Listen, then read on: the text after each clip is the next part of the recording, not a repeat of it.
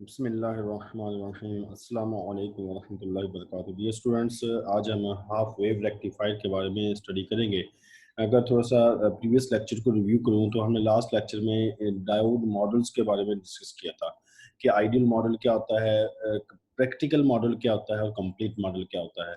अगर मैं इसको एक एक वर्ड में इनकी शॉर्ट स्टोरी को एक्सप्लेन करूं तो सिंपली आप यूँ समझ जाएं।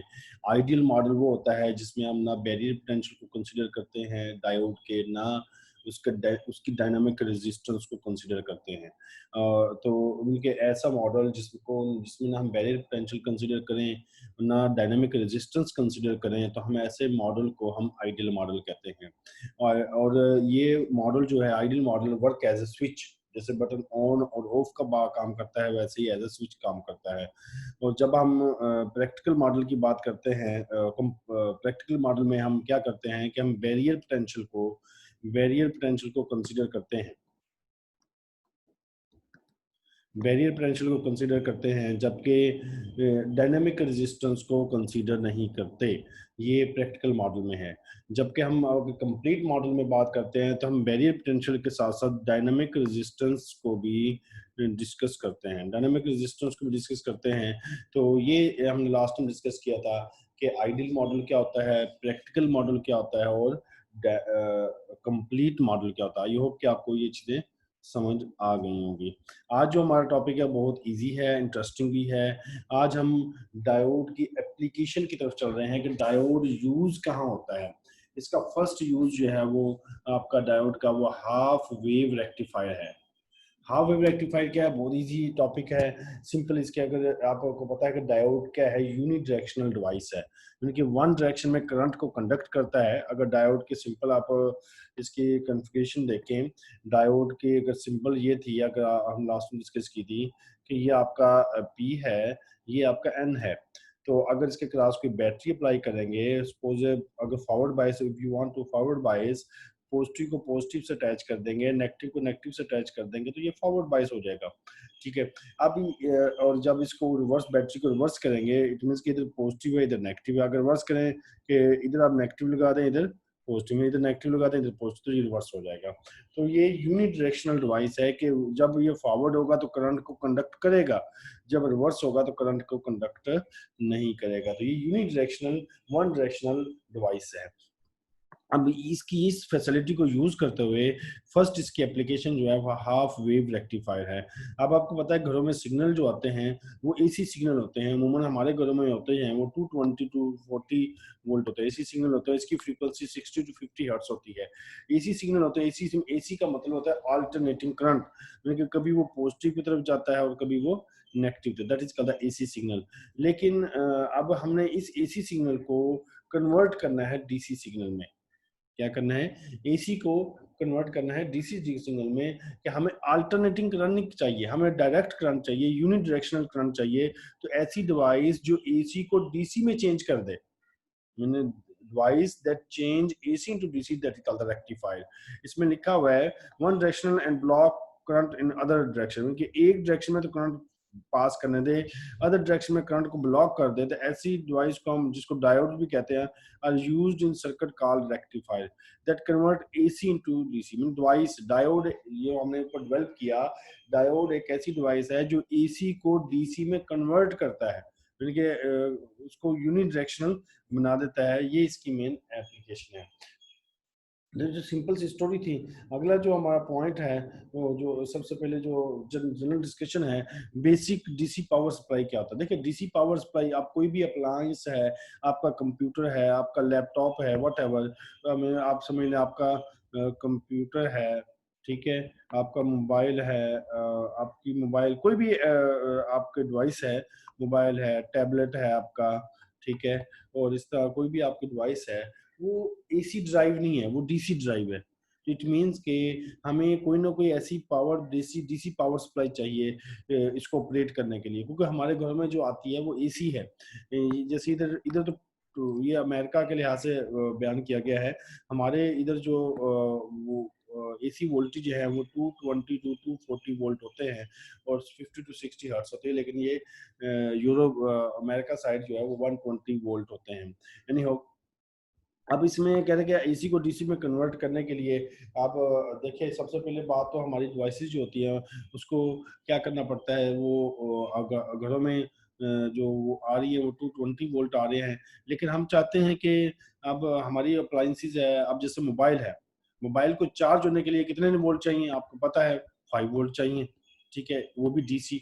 अच्छा, उसके अलावा बहुत सारी अप्लायंसेस हैं, जैसे हमारे लैपटॉप को 12 वोल्ट चाहिए होते हैं। अब कह रहे, लेकिन हमारे घरों में जो आ रहे हैं 220 वोल्ट, एक प्रॉब्लम। और दूसरी बात यह है कि ये एसी है। पहली बात यह है कि इसको स्टेप डाउन करना है, मैंने कि हम चाहते हैं कि 20 को 12 या 5 की तरफ ले आए। और दूसरी बात यह है कि हम एसी को डीसी में कन्वर्ट कर लें। अब इसका एक पूरा मेथड है, आपको याद हो कि हम लास्ट टाइम अपने लोड क्लासेस में भी पढ़ा था। इसका जैसे अब एसी सिग्नल है, अब इधर तो 220 120 है, तो आप 120 से ही हम समझ लेते हैं, लेकिन इधर 220 होता है।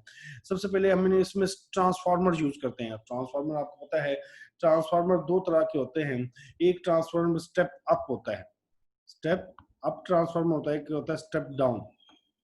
अगर आपको याद हो, स्टेप डाउन ये लोड क्लासेस में अपने पढ़ा होता है। स्टेप अप क्या करता है, स्टेप डाउन क्या करता है। स्टेप अप ट्रांसफर होता है जो वोल्टेज को इंक्रीज कर देता है, और स्टेप डाउन क्या होता है जो वोल्टेज को डिक्रीज कर देता है। तो फिर सबसे पहले क्या होता है कि हम इसके क्रॉस स्टेप अप या स्टेप डाउन ट्रांसफार्मर यूज करते हैं। नॉर्मली ये स्टेप डाउन होता है कि हमारे वोल्टेज को वो डाउन करता है। स्टेप डाउन में सपोज किया कि ये आपके 120 वोल्ट है, तो ये 60 या 10 या 5 according to required position condition हम वो वोल्टेज ले लेते हैं। ये भी एसी ही होते हैं। स्टेप डाउन ट्रांसफार्मर भी जो वोल्टेज को स्टेप डाउन या स्टेप अप करता है, ये भी एसी ही होते हैं, लेकिन ये वोल्टेज को डिक्रीज कर देता है। उसके बाद हम इसको फिर एसी को डीसी में चेंज करने के लिए क्या करते हैं, रेक्टिफायर डायोड यूज करते हैं। डायोड यूज करके हम इसको क्या करते हैं कि हम एसी को डीसी में चेंज कर देते हैं। अब ये देखें, ये डायोड तो यूज रेक्टिफायर तो यूज कर दिया, अब यूनिट डायरेक्शन हो गया, लेकिन फिर भी इसमें वेरिएशन है, इनके ये वेरिएशन है, चेंजेस हैं, पॉजिटिव में भी चेंजेस है। तो इसको मजीद रिमूव करने के लिए हम फिल्टर यूज करते हैं। फिल्टर में जो आएगा वो कैपेसिटर होता है, ठीक है, तो ये फिल्टर होता है और इंडक्टर होता है। ये फिल्टर है। इन फिल्टर को यूज करके हम इसकी जो ये वेरिएशन है, ये जो इसको मजीद रिड्यूस कर देते हैं, रिड्यूस करते हैं। और फिर रेगुलेटर इस्तेमाल करके हम एसी को मजीद स्ट्रेट लाइन डीसी चेंज कर लेते हैं। इट मीन्स के जो हमारे सिग्नल फुल वेरिएशन में थे, हम कंप्लीट इसको एसी को डीसी में चेंज कर देते हैं। अब इसमें रेक्टिफायर, क्योंकि ये हाफ वेव रेक्टिफायर की बात की जा रही है, हाफ वेव क्या होता है कि एक सिग्नल के लिए एक डायोड कंडक्ट करेगा और सेकंड के लिए कंडक्ट नहीं करेगा। मैं आपको समझाने की कोशिश करता हूं। सपोज हम हाफ वेव रेक्टिफायर की बात करते हैं, हाफ वेव रेक्टिफायर, ठीक है। अब इसकी अगर डायग्राम की तरफ जाएं पहले, कि सपोज ये आपका सिंपल डायोड है, तो ये आपका एन है, सॉरी ये पी है, ये एन है। अगर आप इसके क्रॉस कोई भी एसी सोर्स अप्लाई कर देते हैं, ठीक है, और इधर आप इसके क्रॉस लोड लेते हैं जहां आपने आउटपुट लेनी है। लोड वो होता है जहां से आप आउटपुट गेन करते हैं। अब एसी सिग्नल डेफिनेट बड़ा इस शेप में होंगे, ये पॉजिटिव है, ये नेगेटिव है, ये आपके एसी सिग्नल है। जब पॉजिटिव साइकिल आएगा तो पॉजिटिव को पॉजिटिव अटैच हो जाएगा, ठीक है, और तो पॉजिटिव तो डेफिनेट इधर नेगेटिव आ जाएगा। जब पॉजिटिव को पॉजिटिव मिलेगा तो ये डायोड क्या होगा, ये फॉरवर्ड बायस हो जाएगा। ये फॉरवर्ड बायस होगा तो हमें करंट सिग्नल आउटपुट में इसके शेप में मिल जाएंगे। Is it clear? अच्छा, जब नेगेटिव साइकिल आएगा तो नेगेटिव साइकिल में क्या होगा कि ये रिवर्स बायस हो जाएगा। नेगेटिव साइकिल में जब बात करते हैं तो नेगेटिव साइकिल में ये नेगेटिव होगा, तो फिर ये डायोड क्या होगा, ये रिवर्स बायस होगा। तो रिवर्स बायस पे आपको पता है कि आइडियल केस में हम ये कंसीडर करते हैं करंट कंडक्टर नहीं होता, तो हमें आउटपुट में क्या मिलेगा, यूं करंट कंडक्टर नहीं मिलेगा, ठीक है। इस तरह जब पॉजिटिव फिर आगे पॉजिटिव साइकिल आएगा तो फिर फॉरवर्ड बायस होगा। फिर जब नेगेटिव साइकिल आएगा तो करंट हमें नहीं मिलेगा। इस तरह ये आगे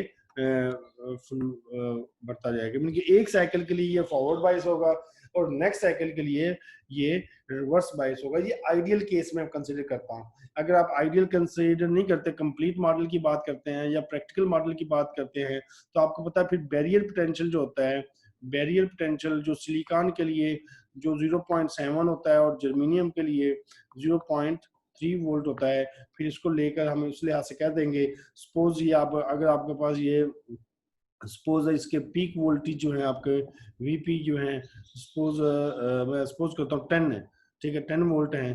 तो इसे जब इसमें से पास करेगा तो फिर ये 10 माइनस 0.7 होगा, ठीक है। इट मीन्स कि आपके पास 9.3 वोल्ट आउटपुट में मिलेंगे, 0.7 वोल्ट जो है इधर बैरियर पोटेंशियल में ड्रॉप हो जाएंगे। तो ये प्रैक्टिकल केस में है, लेकिन ये आइडियल में हम बात करता, आप भी इसको भी आइडियल ले लें, लेकिन प्रैक्टिकल का भी पता होना चाहिए कैसे वेव करता है। मजीद इसके टॉपिक की तरफ आते हैं।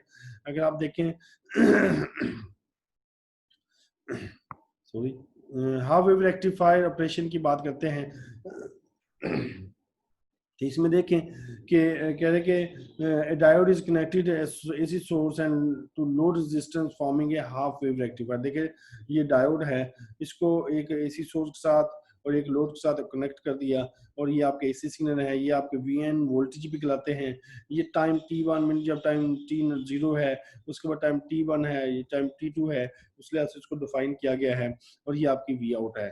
देखिए जब ये पॉजिटिव साइकिल आया तो पॉजिटिव पॉजिटिव को अटैच होगा, ठीक है, और नेगेटिव नेगेटिव को अटैच होगा। तो डेफिनेट बात है अगर इधर पॉजिटिव है तो इधर क्या होगा, नेगेटिव होगा। तो ये डायोड के पॉजिटिव को पॉजिटिव मिल गया और नेगेटिव को नेगेटिव होगा, तो डेफिनेट बात है कि ये फॉरवर्ड बायस होगा, तो हमें करंट आउटपुट में मिल जाएगा। जब नेगेटिव साइकिल आएगा तो हमें आउटपुट में कुछ नहीं मिलेगा। That is called the half wave rectifier. Means के एक सर्कल के लिए, एक साइकिल के लिए करंट कंडक्ट करेगा, फॉरवर्ड बायस होगा, और नेक्स्ट साइकिल के लिए वो रिवर्स बायस हो जाएगा। तो ये इसमें सिचुएशन है। जैसे इसमें नीचे देखें कि जब डायोड की बात की कि अब अच्छा, इसमें आपने ये बेटा ये देखना है कि ये जो आप इसको कंसीडर ना करें, ये इसने लगाए हुए ना ये प्लस माइनस की, आप छोड़ें, आप खुद से ही इसको समझें। अब जैसे नेगेटिव साइकिल आया तो नेगेटिव साइकिल में क्या होगा, ये फॉरवर्ड बायस नहीं होगा, ये रिवर्स बायस होगा, तो करंट कंडक्ट नहीं करेगा। जब पॉजिटिव साइकिल में करंट कंडक्ट करेगा, नेगेटिव साइकिल में करंट कंडक्ट नहीं करेगा, तो नेगेटिव साइकिल में हमें आउटपुट में कुछ नहीं मिलेगा, और पॉजिटिव साइकिल में करंट आउटपुट में हमें इसकी पीक मिलेगी। इस तरह एक साइकिल के लिए हमें करंट मिलेगा, नेक्स्ट के लिए जीरो, फिर मिलेगा, फिर जीरो, फिर मिलेगा जीरो। यानी कि एक साइकिल के लिए अगर आप देखें, एक साइकिल के लिए डायोड फॉरवर्ड बायस, फिर रिवर्स बायस, फिर फॉरवर्ड बायस, फिर रिवर्स बायस, और फिर फॉरवर्ड बायस, और इस तरह सोन चलता रहेगा। इट मीन्स के एक साइकिल के लिए करंट कंडक्ट होगा, यानी कि, और सेकंड के लिए करंट जीरो हो जाएगा। जीरो इसमें शो करेगा ये जीरो करंट है। तो ये इस तरह ये एक साइकिल के लिए करंट डायोड फॉरवर्ड बायस होगा, और एक साइकिल के लिए करंट रिवर्स बायस हो जाएगा। ये हमने जो डिस्कस किया ये आइडियल केस में है। आइडियल केस क्या होता है, हमने आइडियल, हमने अभी अर्ज किया था, आइडियल केस वो होता है जिसमें हम ना बैरियर पोटेंशियल को कंसीडर करते हैं, ना हम क्या करते हैं कि ना उसकी डायनामिक रेजिस्टेंस को, डायोड की डायनामिक रेजिस्टेंस को कंसीडर करते हैं। तो हम आइडियल केस में डायोड को एज ए स्विच कंसीडर करते हैं, जैसे उसमें हमने लास्ट लेक्चर में डिस्कस किया था। अच्छा, अब इसके एवरेज आउटपुट वोल्टेज क्या होंगे, इसको भी डिस्कस कर लेते हैं। एवरेज आउटपुट वोल्टेज क्या होंगे, अब इसका फॉर्मूला जो है V average equal to V P over pi. अब इसका फॉर्मूला आपने याद रखना है। वीपी क्या है, पीक वोल्टेज है। पीक वोल्टेज क्या कहलाते हैं, ये देखें कि यहाँ से लेकर यहाँ तक जो है इसके पीक वोल्टेज है, इसे वीपी कहते हैं। ये आपके क्या है, पीक वोल्टेज है। तो अगर आपने इसके एवरेज वोल्टेज निकालने हैं तो वीपी ओवर पाई कहलाते हैं। इसकी थोड़ी सी तफसील आप बताने की कोशिश करता हूँ। कह रहे कि the average value of the half wave rectifier output voltage is value would be measure in DC voltmeter. Mathematically इसको हमने यूं लिखा कि by finding the area under the curve over a full cycle,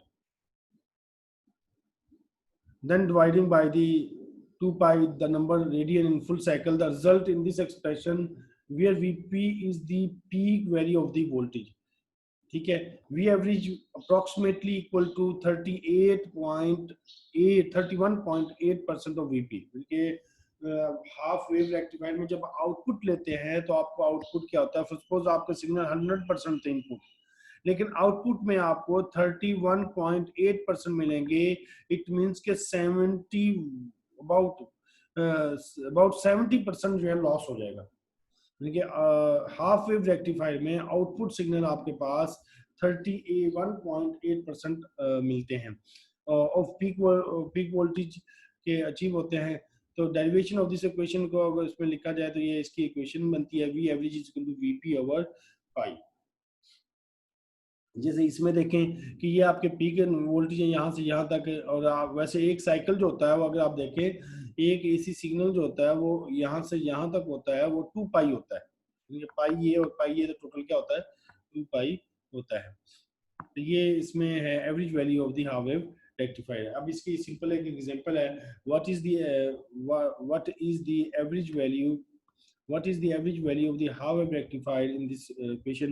अब इसकी VP है वो 50 है, VP क्या है 50 है, तो इसका फॉर्मूला क्या है V average is equal to VP over pi. VP 50 है, पाई आपको 3.14 जब इसकी में वैल्यू पुट करेंगे तो आपका आंसर 15.9 आएगा। अब देखिए इनपुट आपकी क्या थी 50 थी, आउटपुट क्या निकली आपकी 15.9। ये वही जो हमने ऊपर अर्ज किया कि इसकी जो आउटपुट है हाफ वेव रेक्टिफायर 31.8% निकलेगी। आप इसकी परसेंटेज निकालेंगे तो वही आपकी with respect to VP is 38 निकलेगी। इस तरह आप 12 वोल्ट के लिए भी कर सकते हैं। जस्ट फर्क ये है कि इधर 50 है तो इधर वीपी जो है वो 12 है, 12 में इसमें वैल्यू पुट करेंगे तो आपका रिक्वायर्ड आंसर आ जाएगा। ये तो हमने आइडियल के लिहाज से डिस्कस किया। जब हम फैक्ट ऑफ बैरियर पोटेंशियल देखेंगे, अब हम बैरियर पोटेंशियल की बात करते हैं, और बैरियर पोटेंशियल को जब हम कंसीडर करते हैं तो ये हम प्रैक्टिकल मॉडल की बात करते हैं। आपको पता है कि ऊपर हमने प्रैक्टिकल मॉडल में इसका बैरियर पोटेंशियल भी कंसीडर किया था जो सिलिकॉन के लिए 0.7 था। अब फिर वीपी आउट क्या होगा, वीपी इन माइनस 0.7, यानी कि आपकी आउटपुट जो होगी उसमें से 0.7 बैरियर पोटेंशियल जो होगा वो ड्रॉप होगा। तो इस लिहाज से फिर आपकी वी आउट जो बनेगी वी आउट जो बनेगी वीपी माइनस 0.7, यानी कि 0.7 इसमें से सब्ट्रैक्ट हो जाएगा। ये प्रैक्टिकल केस में है। अब इसमें एक और एग्जांपल देखें, draw the output voltage of each rectifier for indicated in this, बल्कि इसके आउटपुट वोल्टेज ड्रा करने हैं। इसके पीक वोल्टेज वीपी क्या है 5 है, जबकि इसकी लोड जो है वो 1 किलो ओम है। कह रहे कि इसके और इसके आउटपुट वोल्टेज ड्रा करें, बहुत इजी है, डजंट मैटर। सबसे पहले वीपी आउट क्या होगा, वीपी इन माइनस 0.7, ठीक है।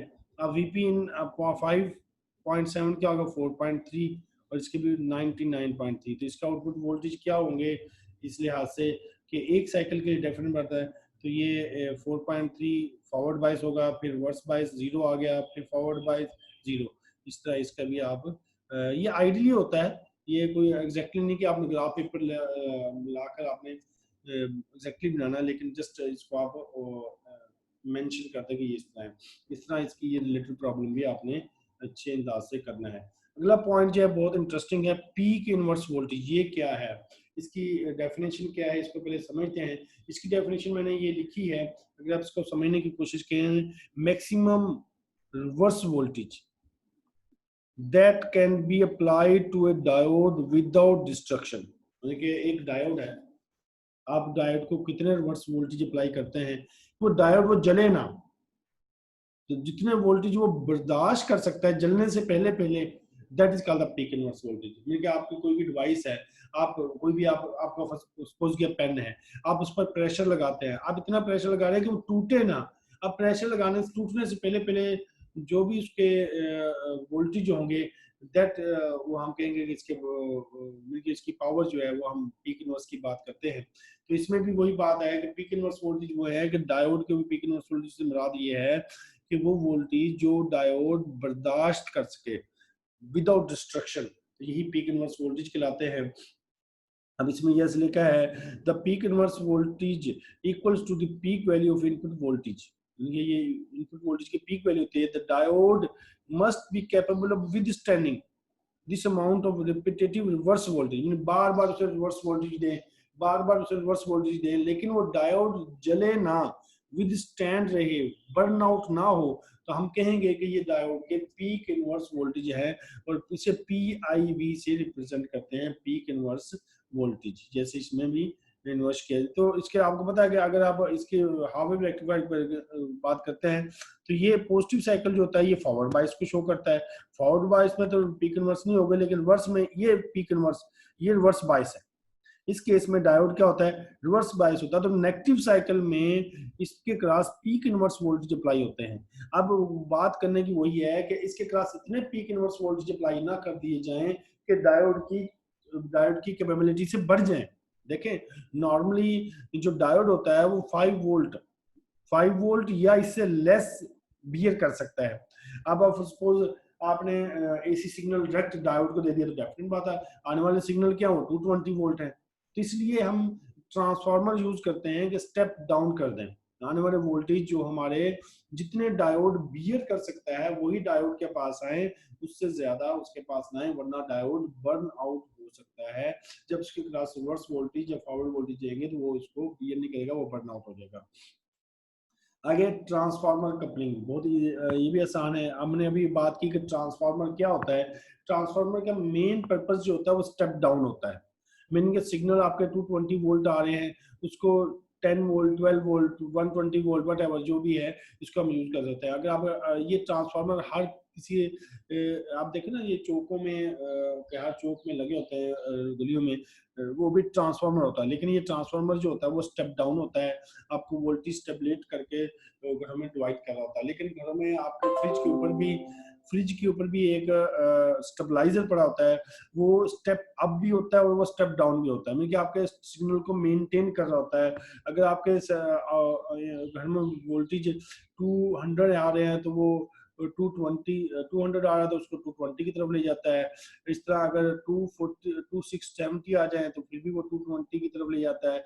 इट मीन्स के जो स्टेबलाइजर होता है फ्रिज के ऊपर पड़ा होता है, ये ये ये आपका स्टेबलाइजर जो है ये ड्यूल फंक्शन कर रहा होता है, ये स्टेप अप भी कर रहा होता है और ये स्टेप डाउन भी कर रहा होता है। लेकिन इधर हम स्टेप डाउन की बात करते हैं कि हमारे जो सिग्नल आ रहे होते हैं वो हाई होते हैं, तो हम इसमें वो डायोड को लो वोल्टेज चाहिए होता है, तो ये स्टेप डाउन कर रहा होता है। अब क्या है कि इसमें देखें कि ट्रांसफार्मर को डायोड के साथ कपल कैसे करना है। ये एसी सिग्नल है, एसी सिग्नल को फिर कपल किया विद ट्रांसफार्मर है, इसकी प्राइमरी कॉइल है, ये इसकी सेकेंडरी कॉइल है। अब प्राइमरी कॉइल और secondary coil is very important, कि अगर प्राइमरी कॉइल डेफिनेट बात है कि इसमें स्टेप डाउन की कंडीशन होती हैं, क्योंकि for transformer company provides two advantages. First, allow source voltage to step down as needed, कि वो सोर्स वोल्टेज को स्टेप डाउन करता है जितने हमें चाहिए। Second, the source is electrically isolated from this rectifier. और दूसरी फायदा ये होता है कि ये सोर्स है, इसको रेक्टिफायर से सेपरेट कर दिया जाता है वाया कपल, यानी कि अब क्या किया, सोर्स और डायोड को वाया ट्रांसफार्मर कपल कर दिया। ठीक है, और इसका फायदा क्या होता है कि कोई भी अचानक इलेक्ट्रिसिटी कम ज्यादा होती है, किसी शॉक से हैजर्ड से बचाने के लिए ये काम किया जाता है। The amount of voltage is step down depend turn ratio, mean के अब कितनी वैल्यू स्टेप डाउन होगी वो डिपेंड करेगा इसकी टर्न रेशियो पर। किसकी टर्न रेशियो पर? ट्रांसफार्मर की टर्न रेशियो पर। अब कह रहे कि अगर टर्न रेशियो अगर लेस देन 1 है, मीन सेकेंडरी यूं समझ लें कि secondary turns NS less than है NP, मतलब कि ये सेकेंडरी टर्न्स कम है, ये वाली ज्यादा है, मतलब कि सेकेंडरी टर्न्स कम है, ये ज्यादा है तो ये स्टेप डाउन होगा।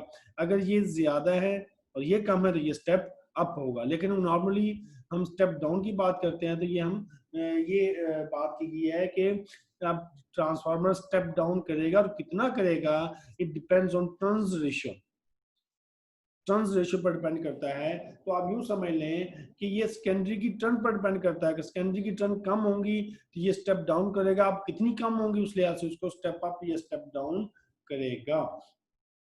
तो सेकेंडरी टर्न्स क्या होती हैं? V secondary is equal to N V primary, ठीक है, उस लिहाज से होगा। इफ n ग्रेटर देन 1, अगर n की वैल्यू है, the secondary voltage is greater than primary voltage, फिर सेकेंडरी वोल्टेज जो होंगे वो प्राइमरी वोल्टेज से ज्यादा हो जाएंगे। If n less than 1, the secondary voltage is less than primary voltage. If n is equal to 1, then secondary is equal to primary. अब तीन कंडीशन होगी ना, कि अगर n लेस देन 1 है तो इस केस में क्या होगा कि सेकेंडरी वोल्टेज जो होंगे वो लेस होंगे। अगर n ग्रेटर देन 1 होगा तो सेकेंडरी वोल्टेज क्या होंगे? ग्रेटर होंगे। अगर n इज इक्वल टू 1 होगा तो सेकेंडरी वोल्टेज क्या होंगे, वो is equal to primary voltage होंगे। तो ये आपने अच्छे अंदाज से करना है कि कब वो सेकेंडरी वोल्टेज इक्वल होंगे, कब ग्रेटर होंगे, कब कैसे होंगे। उसके बाद इसकी वी आउट जो होगा, हम प्रैक्टिकल केस में बात करेंगे तो 0.7 के साथ आएगा। अगर peak inverse voltage VP secondary के पर डिपेंड करता है कि वीपी सेकेंडरी कितने हैं।